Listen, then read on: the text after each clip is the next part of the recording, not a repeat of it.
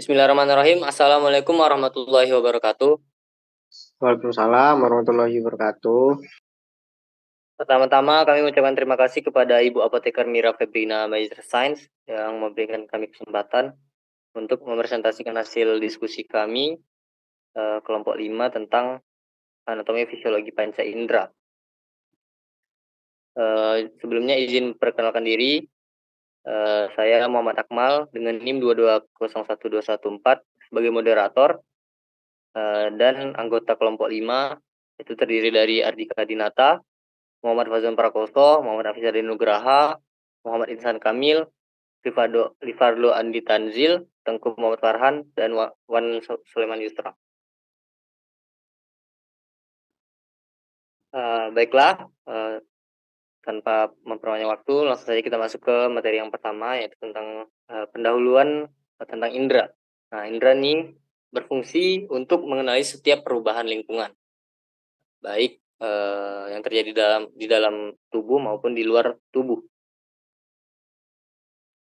Nah, setiap makhluk hidup di bumi itu diciptakan berdampingan dengan alam, karena alam itu sangat penting untuk kelangsungan makhluk hidup. Karena itu setiap makhluk hidup itu, khususnya manusia, harus dapat menjaga keseimbangan alam.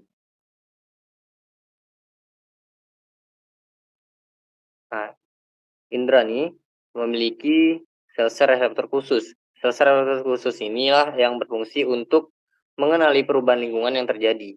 Nah, berdasarkan fungsinya, sel-sel reseptor ini dibagi menjadi dua, yaitu interoreseptor dan exoreseptor. Nah, interoreseptor ini berfungsi untuk mengenali perubahan-perubahan yang terjadi di dalam tubuh. Sedangkan kalau yang exoreseptor itu kebalikan dari interoreseptor. Nah, yaitu berfungsi untuk mengenali perubahan-perubahan lingkungan yang terjadi di luar tubuh.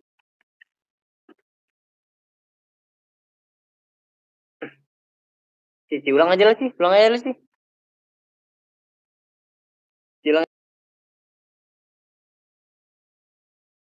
Bismillahirrahmanirrahim. Assalamualaikum warahmatullahi wabarakatuh. Waalaikumsalam warahmatullahi wabarakatuh.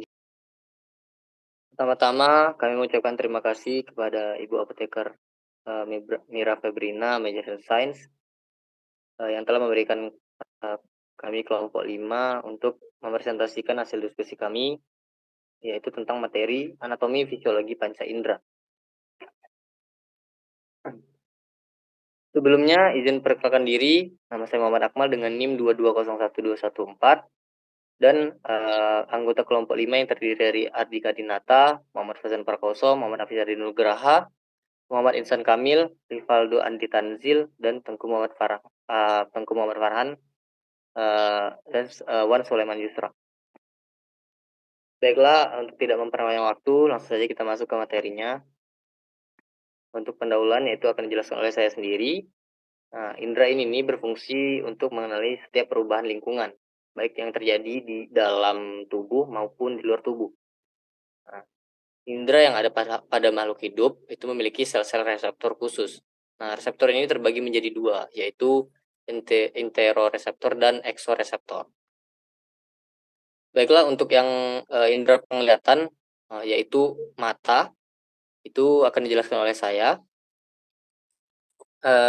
Indera penglihatan atau mata ini mempunyai reseptor khusus. Nah, mata ini mempunyai reseptor khusus untuk mengenali perubahan sinar dan warna. Sesungguhnya yang disebut mata itu bukan hanya bola mata, tetapi termasuk otot-otot penggerak bola mata, otak mata, atau rongga tempat mata berada, kelopak, dan bulu mata. Nah, fungsi mata itu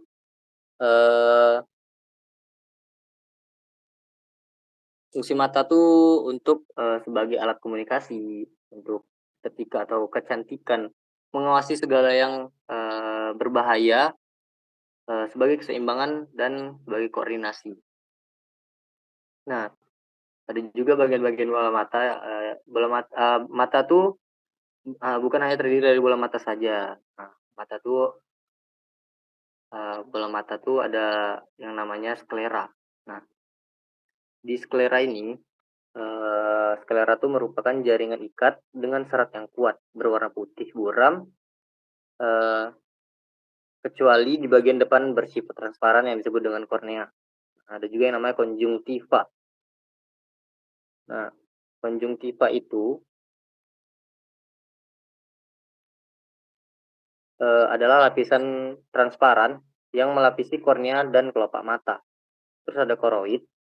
Koroid itu berwarna coklat kehitaman sampai hitam. Terus ada retina. Retina itu merupakan eh, merupakan lapisan yang peka terhadap sinar. Terus ada juga lensa. Dan satu menyebabkan rongga bola mata terbagi menjadi dua, yaitu bagian depan dan bagian belakang. Terus yang masuk yang kedua, yaitu iris. Iris itu merupakan bagian dari uvea anterior dan melekat di bagian perifer dengan badan silia. Nah, terus ada pupil. Pupil itu adalah bagian lubang yang terdapat pada bagian tengah iris yang berfungsi untuk mengatur banyak sedikitnya cahaya yang masuk ke dalam mata. Terus ada yang namanya lensa. Nah, lensa itu berbentuk biconvex bening yang tembus cahaya yang terletak di bagian iris dan di depan korpus vitreosus dengan ketebalan sekitar 5 mm.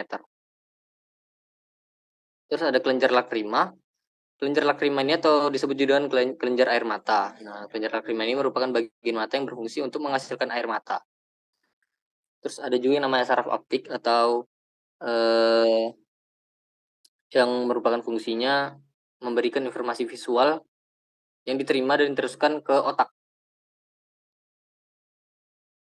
Titik buta. Titik buta itu merupakan yang berfungsi meneruskan dan membelokkan berkas saraf menuju ke otak.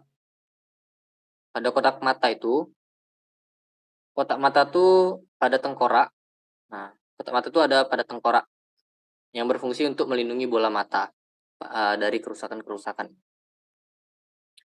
Nah, terus ada juga yang namanya otot mata. Otot mata tuh berfungsi untuk memegang sklera.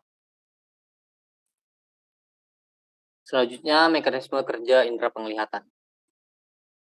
Nah, mata tuh mempunyai cara kerja sama halnya dengan kamera, kecuali cara mengubah fokus seperti lensa di kamera. Sinar yang masuk ke mata tuh sebelum sampai retina itu mengalami 5 pembiasan, yaitu waktu melalui konjungtiva, kornea, aqueous humor, lensa, dan vitreous humor. Nah, berikut adalah kelainan pada indera penglihatan. Indera penglihatan ini ada yang namanya katarak. Katarak ini adalah cacat mata, yaitu buramnya dan berkurangnya elastisitas lensa mata. Terus miopi. Miopi ini cacat mata yang disebabkan oleh bola mata terlalu panjang sehingga bayang-bayang dari benda yang jaraknya jauh akan jatuh di depan retina. Hipermetropi itu atau disebut juga dengan mata jauh disebabkan oleh bola mata yang terlalu pendek sehingga bayang-bayang jatuh di belakang retina. Terus astigmatisme ini merupakan kelainan yang disebabkan oleh bola mata atau permukaan lensa mata yang mempunyai kelengkungan yang tidak sama, sehingga fokusnya itu tidak akan sama. Terus selanjutnya dengan hemeralopi atau rabun senja. Nah, hemeralopi ini atau rabun senja itu kelainan pada mata yang yang menyebabkan penderita tuh akan mengalami rabun tapi pada saat waktu senja saja. Nah, terus yang terakhir ada presbiopi. Presbiopi ini adalah penyakit mata karena proses penuaan atau disebut juga dengan mata tua. Nah, selanjutnya indera penciuman. Nah, indera penciuman ini ya yang jelas pasti hidung. Nah, saat manusia lahir tuh indera penciumannya itu lebih kuat dari manusia yang dewasa karena dengan indera ini bayi dapat mengenali ibunya. Indera penciuman dapat mendeteksi 2000 sampai 4000 bau yang berbeda. Indera pembau berupa kemoreseptor yang terdapat di permukaan dalam hidung, yaitu pada lapisan lendir bagian atas.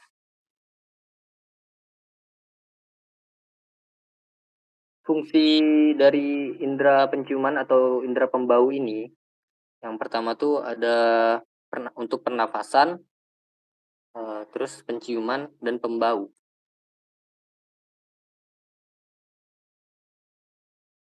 Nah, di bagian hidung ini tentunya pasti ada bagian-bagiannya juga. Yang pertama tuh ada tulang hidung. Nah, ini tulang hidung, terus rongga hidung, terus lubang hidung, rambut hidung, selaput lendir, serabut saraf ke otak. Yang tentunya bagian-bagian indera penciuman tersebut punya fungsinya masing-masing.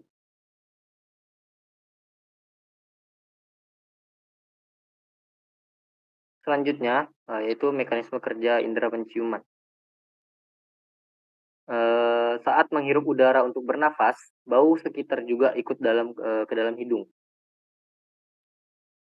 Di dalam rongga hidung, bau akan larut di dalam lendir. Setelah itu rangsangan bau akan diterima oleh ujung-ujung saraf serta diteruskan ke pusat penciuman dan saraf pembau. Setelah itu di otaklah yang memproses ingatan bau tersebut sehingga manusia mengetahui dan dapat membau aroma tersebut. Nah, ada juga kelainan pada hidung. Kelainan pada hidung itu ada yang namanya angiofibroma juvenil, itu adalah tumor jinak pada hidung di bagian belakang atau tenggorokan bagian atas. Nah, itu yang mengandung pembuluh darah. Tumor ini tuh paling sering ditemukan pada anak-anak laki-laki yang sedang mengalami masa puber. Nah, terus ada juga yang namanya papiloma juvenil, itu tumor jinak pada kotak suara atau laring. Terus rinitis alergika, itu peradangan hidung karena alergi.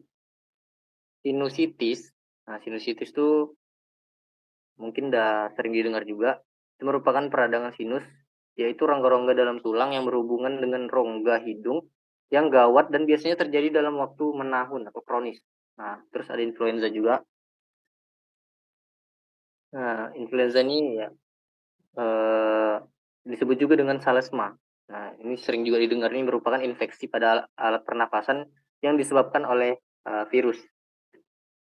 Terus anosmia. Anosmia ini adalah gangguan pada hidung berupa kehilangan kemampuan untuk membau. Untuk indera pendengaran, yaitu telinga. Telinga itu merupakan sebuah organ yang mampu mendeteksi atau mengenal suara dan juga banyak berperan dalam keseimbangan dan posisi tubuh. Suara adalah bentuk energi yang bergerak melewati udara, air, atau benda lainnya dalam sebuah gelombang. Walaupun telinga yang mendeteksi suara, fungsi pengenalan dan interpretasi dilakukan di otak dan sistem saraf pusat. Nah, bagian-bagian indera pendengaran tuh ada bagian telinga luar. Nah, bagian telinga luar tuh meliputi daun telinga, liang telinga, dan saluran telinga luar. Terus ada telinga tengah. Nah, telinga tengah ini ada 3 tulang.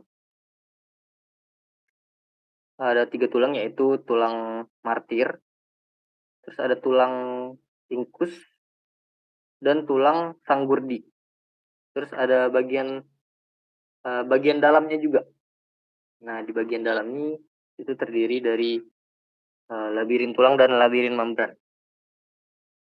Nah, ada 5 bagian utama dari labirin membran, yaitu 3 saluran tengah lingkaran, ampula, utriculus, sacculus, dan koklea atau rumah siput ya. Ini rumah siput. Mekanisme kerja indera pendengaran. Nah, dimulai dari adanya getaran suara, itu akan ditangkap oleh daun telinga. Nah, telinga luar tersebut menggetarkan membran Timpani, getaran tersebut melalui tulang-tulang pendengaran di lubang tengah tulang stapes cairan endolimfe. Getaran bunyi yang masuk tersebut akan diubah menjadi getaran elektris oleh nerveus cochlearis, lalu disalurkan ke pusat otak di lobus temporalis sehingga terjadi kesadaran bunyi. Nah, itu dia mekanisme kerja dari indera pendengaran. Nah, ada juga kelainan pada telinga. Itu ada tuli. Tuli itu ketidakmampuan telinga untuk mendengarkan bunyi. Terus ada congek. Congek itu penyakit telinga yang biasanya disebabkan oleh infeksi pada bagian telinga yang tersembunyi di bagian tengah-tengah telinga ya. Terus ada otitis eksterna. Eksterna itu suatu infeksi pada saluran telinga. Infeksi ini menyerang seluruh saluran otitis atau hanya pada daerah tertentu saja. Terus ada perikondritis. Perikondritis itu suatu infeksi pada tulang rawan. Infeksi pada tulang rawan di telinga luar ya. Terus ada eksim. Eksim itu telinga peradangan kulit pada telinga luar. Ini peradangan kulit pada telinga luar. Nah, selanjutnya yaitu indera peraba atau kulit ya. Itu akan dijelaskan oleh Ardika Dinata. Kepada Heri persilakan. Oke, terima kasih pada moderator. Selanjutnya ada indera peraba atau kulit.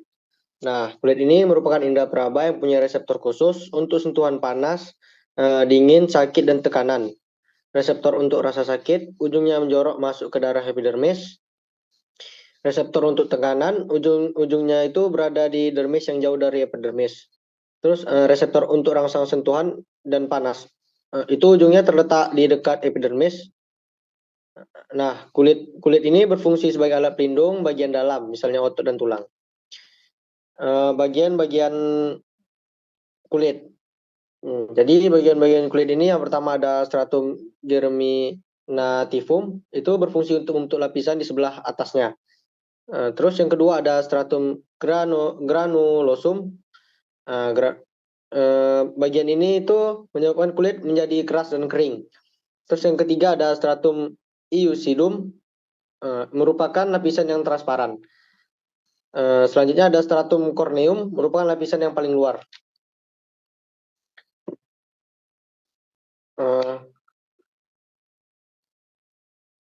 Terus ada ujung saraf bebas. Ini memiliki rasa sakit. Diskul Menkel, ini yang memiliki rasa sentuhan.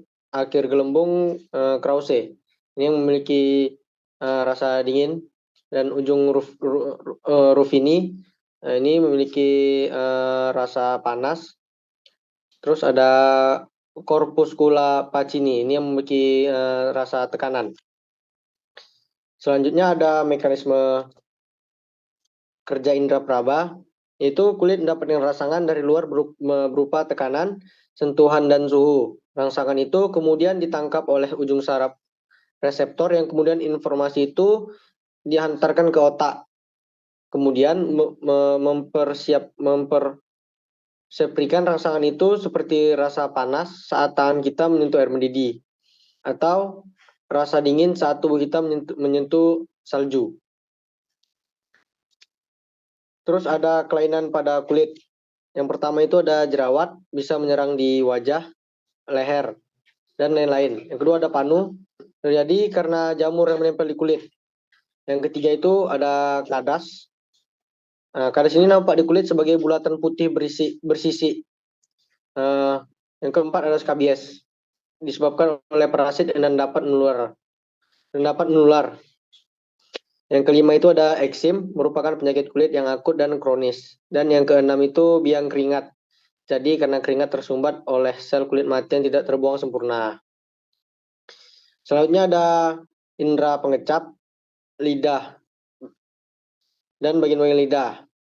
Jadi tunas pengecap adalah bagian pengecap yang ada di pinggir papila, terdiri dari dua sel, yaitu sel penyokong dan sel pengecap. Jadi sel pengecap ini berfungsi sebagai reseptor, sedangkan sel penyokong itu berfungsi untuk menopang. Bagian-bagian lidah ini ada bagian lidah depan, bagian pinggir lidah, dan bagian belakang lidah. Jadi bagian depan lidah ini fungsinya untuk mengecap rasa manis. Kemudian bagian pinggir lidah itu fungsinya untuk mengecap rasa asin dan asam. Dan yang terakhir itu ada bagian belakang lidah. Itu fungsinya untuk mengecap rasa pahit. Struktur anatomi indera pengecap. Pada bagian atas lidah itu berbentuk seperti huruf P yang disebut sebagai sukul terminal. Bagian ini permukaan anterior dan permukaan posterior. 2/3 bagian anterior dan 1/3 bagian posterior. 2/3 bagian anterior lidah terdapat di dalam rongga mulut dan 1/3 bagian posterior dari lidah terletak di dalam faring. Fungsi indera pengecap. Jadi yang pertama ada alat untuk sebagai alat mengecap. Yang kedua itu membantu komunikasi. Yang ketiga membantu mengunyah makanan. Yang keempat membantu menelan makanan. Mekanisme kerja indera pengecap. Jadi makanan atau minuman yang telah berupa larutan dalam mulut akan merangsang ujung-ujung saraf pengecap. Setelah itu rangsangan tersebut diteruskan ke pusat saraf pengecap di otak. Lalu otak menanggapi rangsangan tersebut sehingga manusia dapat merasakan rasa makanan atau minuman tersebut. Kelainan pada lidah. Jadi kelainan pada lidah ini ada yang namanya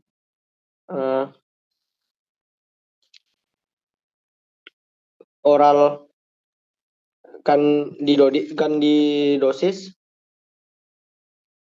Jadi oral kandidosis ini penyebabnya adalah jamur yang disebabkan Candida albicans. Gitu. Gejalanya yaitu lidah ini tampak tertutup lapisan putih yang dapat dikerok. Yang kedua ada atropik glossitis. Lidah ini terlihat licin dan mengkilat di seluruh bagian lidah. Terus yang ketiga ada geografik tongue. Itu gejalanya lidah ini seperti peta berpulau-pulau. Bagian pulau itu berwarna merah dan licin. Bila parah, lidah ini tuh akan dikelilingi pita putih tebal.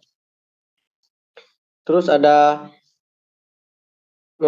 visuit tongue. Nah, itu tuh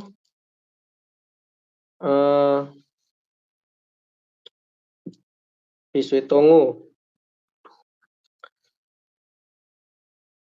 Nah, itu gejalanya yaitu lidah akan terlihat pecah-pecah. Yang kelima ada glossopirosis. Kelainan itu berupa keluhan pada lidah di mana lidah terasa sakit dan panas terbakar, tapi tidak ditemukan gejalanya dalam pemeriksaan. Hal ini lebih banyak disebabkan karena psikosomatis dibanding dengan kelainan pada saraf. Terus ada gangguan pada indera pengecap. Jadi yang pertama itu ada glossitis atau peradangan pada indera pengecap manusia. Terus yang kedua ada leukoplakia, ditandai adanya bercak putih pada permukaan lidah.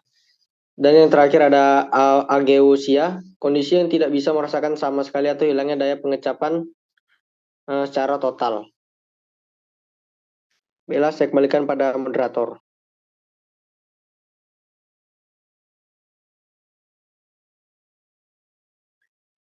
Baiklah, terima kasih pada Dika Dinata.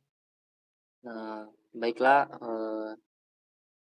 dari Ardika tadi mungkin itu yang dapat kami sampaikan dari kelompok 5. Untuk kesimpulannya itu mata tuh mempunyai reseptor khusus untuk mengenali perubahan sinar dan warna.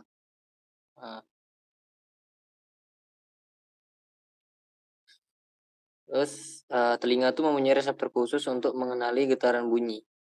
Kulit itu merupakan indera peraba yang mempunyai reseptor khusus. Nah, terus lidah tuh mempunyai reseptor khusus yang berkaitan dengan rangsangan kimia. Nah, yang terakhir itu ada indera pembau, yaitu berupa kemoreseptor yang terdapat di permukaan dalam hidung, yaitu pada lapis lendir bagian atas. Nah, sekian dari kelompok 5 tentang anatomi fisiologi indera panca indera. Kami akhiri dengan wabillahi taufiq wal hidayah. Wassalamualaikum warahmatullahi wabarakatuh. Waalaikumsalam warahmatullahi wabarakatuh.